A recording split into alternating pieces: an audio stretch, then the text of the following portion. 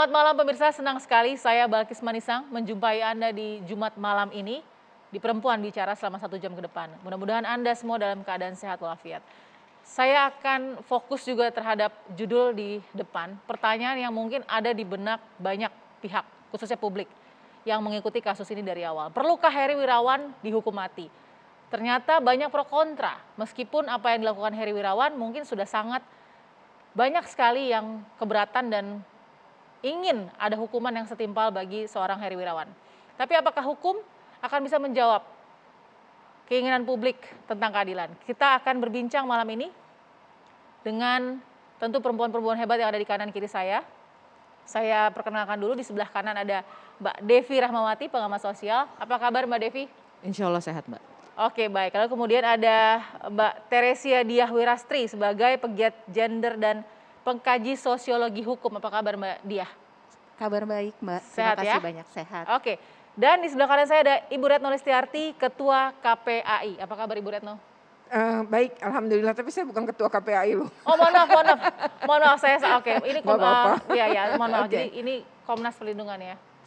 Ya, oke, Saya baik. KPAI tapi saya salah satu anggota komisioner. Betul sekali. Oke, baik. Saya juga akan mengenalkan Ibu Andi Yentriani sebagai Ketua Komnas Perempuan. Apa kabar Bu Andi? Baik, selamat malam, tentunya selamat sehat semuanya. Baik, oke.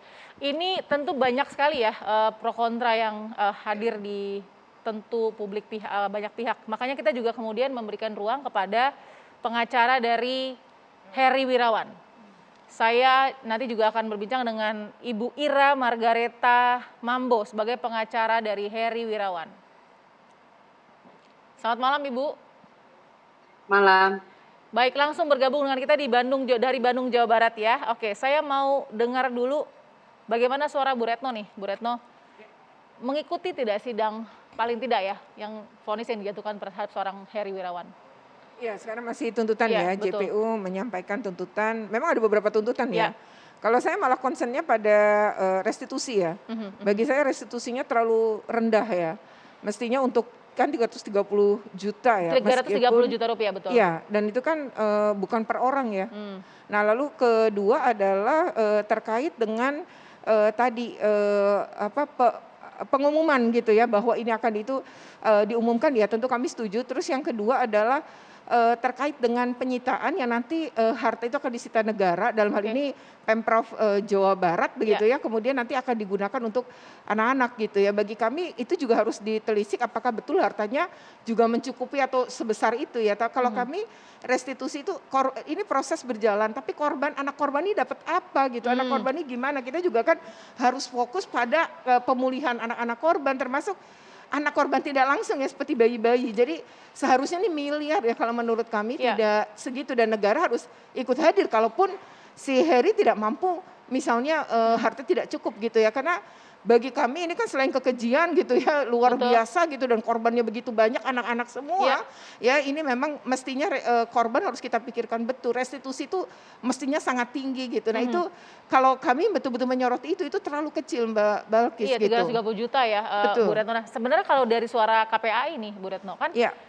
memang kalau secara institusi mungkin sudah ada suara bulat ya, tapi Ya. sebenarnya ada perdebatan nggak sih untuk melihat atau tuntutan terhadap Heri ini menurut KPAI satu suara atau ada Ya, perpecahan kami sebenarnya baru besok Senin tuh ya akan Oke. melakukan pembahasan bersikap terkait ini. Tapi kalau sebagai lembaga HAM semestinya ya samalah pasti dengan Komnas Perempuan, dengan Komnas HAM, bahwa kami menuntut gitu hukuman yang seberat-beratnya. Tapi sebenarnya hukuman yang seberat-beratnya harus kan sesuai dengan peraturan perundangan ya, termasuk Undang-Undang Perlindungan Anak. Kalaupun ini seberat-beratnya itu bagi kami, kalau Undang-Undang Perlindungan Anak itu 20 tahun, ini harusnya seumur hidup gitu. Oke, kalau gitu saya langsung ingin dengar Bu Andi dari Ketua Komnas Perempuan. Gimana nih sebagai sama-sama komisi yang memberikan perlindungan begitu? Paling tidak suaranya. Betul sekali, memang isu tentang pemidanaan itu salah satu isu yang kontroversial ya. Karena memang kerugian-kerugian yang dialami oleh korban itu tidak saja sifatnya material, tapi juga imaterial.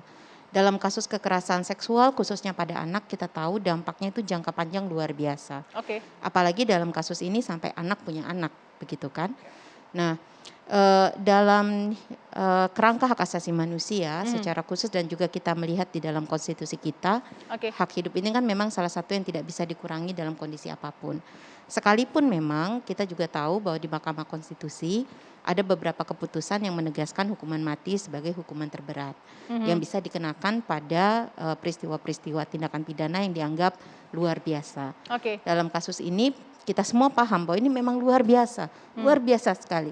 Tetapi memang diskusi tentang hukuman apa yang paling berat bukan cuma sekedar berat bagi pelaku, tetapi juga hukuman yang bisa membuat penjeraan. Nah Oke. ini penjeraan ini memang situasi yang juga masih banyak diperdebatkan. Kalau kita lihat hukuman mati di banyak negara yang banyak juga ya, Ya. beberapa kajiannya itu juga belum membuktikan bahwa itu yang paling bisa menjerakan. Jadi Komnas Perempuan masih melihat ini ragu untuk diaminkan hukumannya? Pada dasarnya kami tidak juga bersetuju dengan hukuman mati. Oke. Karena hukuman mati ini sekali lagi bagi kami harus dihitung kembali ya. Baik. Itu dari aspek konstitusionalnya tapi juga kalau memang ini kan ada keinginan kita untuk shock terapi. Baik. Sangat dipahami.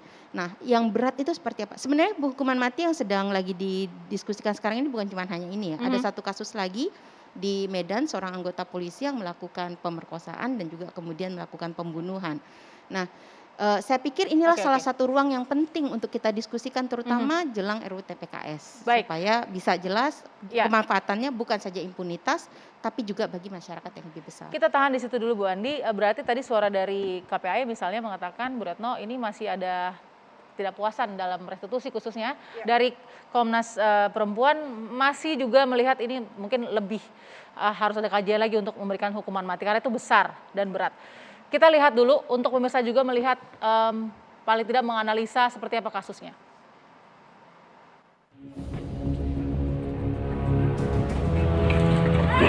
Heri Wirawan, terdakwa pemerkosa 13 santriwati, dituntut hukuman mati dan kebiri kimia oleh Jaksa Penuntut Umum pada sidang Pengadilan Negeri Bandung, Jawa Barat. Menurut Jaksa Penuntut Umum, kejahatan Heri Wirawan tergolong kejahatan sangat luar biasa. Heri memperdaya korbannya dengan menggunakan kuasanya sebagai pemimpin pondok pesantren. Selain itu, Heri menggunakan simbol agama dan pendidikan untuk memperkosa santriwati hingga hamil, bahkan melahirkan. Komnas Hak Asasi Manusia menolak tuntutan hukuman mati ini. Menurut Komnas HAM, hak hidup adalah hak yang paling mendasar. Hak hidup tidak bisa dikurangi dalam situasi apapun. Selain menolak hukuman mati, Komnas HAM juga menolak hukuman kebiri kimia bagi Heri Wirawan. Berbeda pendapat dengan Komnas HAM, Kementerian Agama serta anggota Komisi 3 DPR mendukung hukuman mati bagi Heri Wirawan. Bagi Kementerian Agama, hukuman mati untuk memberi efek jera agar tidak lagi terulang kasus serupa. Sementara bagi DPR, tuntutan hukuman mati layak bagi Heri Wirawan karena telah merusak kehidupan korbannya.